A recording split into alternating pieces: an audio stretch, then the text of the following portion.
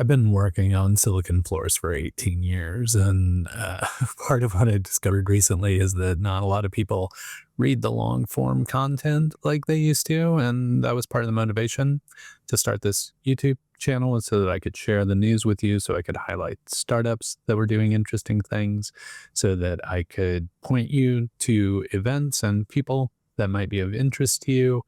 But it also dawns on me that there's a lot that's lost in translation, as it were. And so, what I wanted to do was capture this 18-year post and just basically just read it to you so that you have the content without having to go to the blog and kind of slog through it. If this is valuable, and it's valuable to me, so I think I might do this anyway, I might go back and capture each of the kind of birthday posts. I didn't do a first year birthday, but I did every year after that, kind of trying to capture that moment in time, how I was feeling about the Portland startup community and how I was feeling about documenting that activity. So that might be an interesting exercise, just kind of retrospectively go through each of those. But first and foremost, I wanted to capture the 18-year post just so you had my perspective on where we are currently in the Portland startup community. Old enough to vote. Silicon Florist is 18 years old. 18 years. That's how long Silicon Florist has been bumbling along, trying to make sense of Portland's ever-evolving startup community. Okay, technically it was me bumbling. The blog was just the output. But now that blog is suddenly old enough to vote, all because I decided to register a URL at 2 a.m. on August 7th, 2007, wrangle a WordPress install over the next day or two, and start to consistently write about what I was seeing in the Portland startup community. Note, I said consistently, not successfully or artfully or whatever. The blogging part wasn't new for me. I'd been blogging in various incarnations since the days when you used to have to write code to poke birds on the internet. But this time the motivation was different. This time, it wasn't about me pontificating, about me having a platform to spout my opinions out into the ether, about me. This time, it was about recognizing and celebrating all of the interesting folks in my midst, developers who took the opportunity to share something they had built, bloggers who put an interesting perspective out into the world, event organizers who brought people together, and a small but growing community of folks who were working on any number of companies that were being described as what, at the time, was a relatively nascent concept, at least locally, called a startup. And I had absolutely no idea that it would be something I would continue to do, a labor of love, for more than a third of my life so far. I continue to write here because it's my love letter to Portland and to Portland startups and Portland founders, a testament to my belief in each and every person who calls Portland home, and a testament to the creative folks who delight and inspire us every day, to the culture of craft that drives our community. And for some reason, it's that aspect of this whole consistency thing that's been striking to me this time around. Not all that I've written, not all of the opportunities that this writing has availed, not the insights I've gained by doing this for such a long time, but the fact that I seem to just consistently do it day after day, week after week, year after year. Not because someone pays me to do it, not because I'm trying to make it into a job, not because it's a means to an end. I do this because I enjoy doing it. And I hope that in some small way that it helps you and the community. This is a hobby, a bad habit, if I'm being honest, that I just keep showing up to do every single day. Like Milton. No, not that Milton, not the renowned poet, like the other Milton, and like you're my red swing line stapler.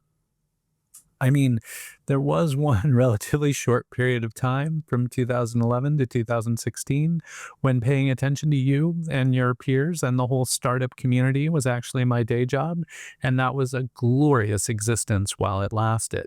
But other than that, it's always been a hobby, a labor of love, and thank you to Wieden and Kennedy for providing that opportunity. 18 years in, it continues to feel fresh and different every single day. But lately, it has also begun to feel eerily familiar. We're not swept up in a startup scene like we once were. We're not the darlings of the New York Times or the regular subject of sketch comedy. Things have receded on most all of those fronts.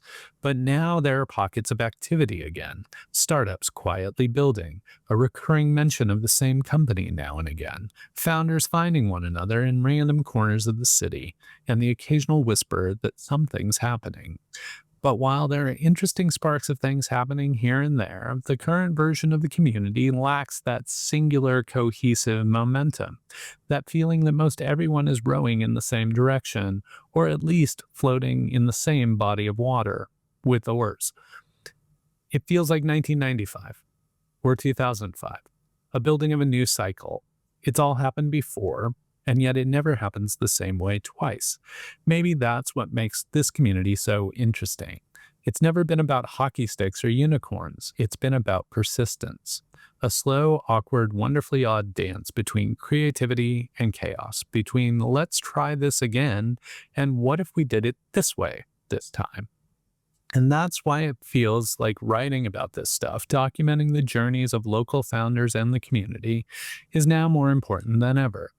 I'm also willing to admit that 1995 and 2005 are reference points that feel important for me personally, since I discovered startups in 1995 and then started building companies of my own in 2005. And because I was so consistently inspired by what I saw around here, that I felt that I needed to start writing about it. Again, not because it was a job, but because I was inspired and enthralled, and I wanted to share that with other people. Even the blog has changed ever so slightly over the years. I mean, what do you do when you've been writing a blog for 16 years and you suddenly notice that readership is starting to trail off? Even though people are still consistently asking you about what's going on and what you're doing, you start reading it to them like I'm doing right now by starting a YouTube channel, obviously, because nothing says timely and relevant like pivoting to video in 2023. Sure. It's giving big hello, fellow kids energy while, let me try that again. Sure. It's giving big hello, fellow kids energy, watching an old dude with a gray beard talking to a camera every week. But honestly, that rickety ass pursuit also feels an awful lot like the early days of this blog. Just me awkwardly talking to you with incredibly poor grammar and chock full of run-on sentences, only it's coming out of my mouth instead of from a keyboard. Same mediocre delivery, same imposter syndrome, slightly better lighting, maybe. But it's motivating, like the blog was back in 2007 and continues to be today. It's not polished, it's not slick, you're soaking in it, it's not even that good. Come to think of it, that's exactly the same thing that the blog is and remains to this day. But it is yet another way to keep showing up, to keep capturing the little moments of amazing products and interesting people who make Portland's startup community what it is, whatever that is. And it's the opportunity to celebrate people in our community in a way that's more digestible, even if that's not always palatable.